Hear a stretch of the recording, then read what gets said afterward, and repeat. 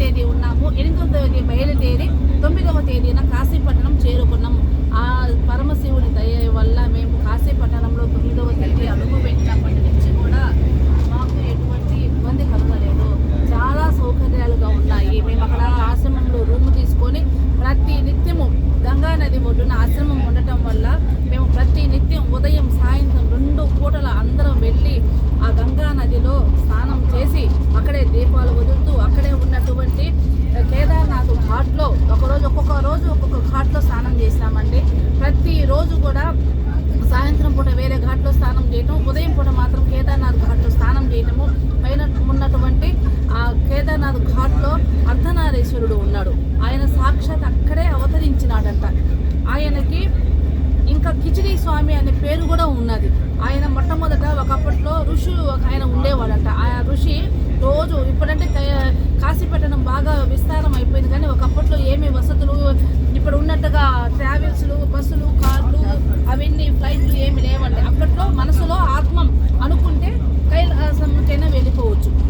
అలాగా ఒక స్వామీజీ ప్రతి నిత్యం ఈ కాశీపట్టణం నుంచి ప్రతిరోజు కూడా కేదార్నాథ్కు పోయి కిచిడి తయారు చేసుకొని, కిచిడి అని అంటే అన్ని రకాల కూరగాయలన్నీ వేసి తయారు చేసి అన్నం అండి తయారు చేసి తీసుకొని పోయి కేదార్నాథుడు నైవేద్యం పెట్టేవాడు. ఒకరోజు అతనికి ఏదో సందర్భం కలిగి అతను పోలేక, ఆరోగ్యం సహకరించకనో ఏమో పోలేకపోయాడు. ఇక్కడ ఉన్నటువంటి కేదార్నాథ్ ఘాట్లో ఉన్నటువంటి పరమశివుడిని మొరబెట్టుకున్నాడు.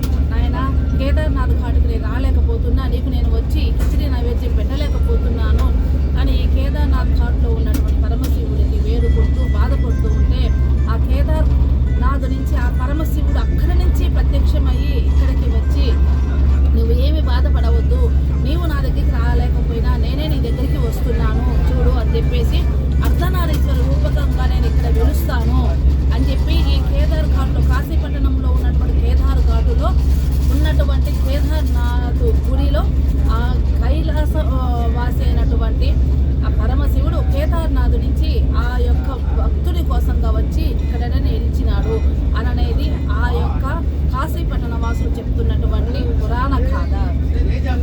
ఇంకా మేమైతే మాత్రం ప్రతిరోజు ఆ కాశీవాసుడు అయినటువంటి కేదార్నాథ్ దేవాలయానికి వెళ్ళి ప్రతిరోజు అభిషేకం చేయటము, అంటే మనం తీసుకున్నటువంటి నీళ్ళతోటి, పాలతోటి, పూలతోటి అన్నిటితో అభిషేకం చేయటం, దీపాలు పెట్టుకోవడం ప్రతిరోజు కూడా మాకు చాలా అద్భుతంగా జరిగిందండి. 9 రోజులు 9 రాత్రులు 9 నవరాత్రులు లాగా మాకు 9 నవరాత్రులాగా అసలు ఒక్క రోజు నిన్న వచ్చినామా ఈ నిమిషం వచ్చినామా అన్నట్టుగా ఉంది, కానీ 9 రోజులు గడిచిపోయింది అనే మాటే లేదు. అంత అద్భుతంగా జరిగింది. మేము అసలు కాశీపట్టణంలో ఉన్నామనే సంగతి, ఇల్లు వాకిలి పిల్లలు ఏమీ లేదు అన్నట్టుగా అన్నీ మర్చిపోయినాం. మాకు నిజంగా అసలు ఎంత అద్భుతంగా గడిచిందంటే అంత అద్భుతంగా గడిచిందండి.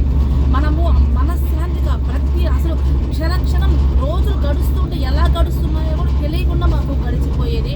అసలు గంటలు గడియలు అసలు మాకు తెలియటమే లేదు.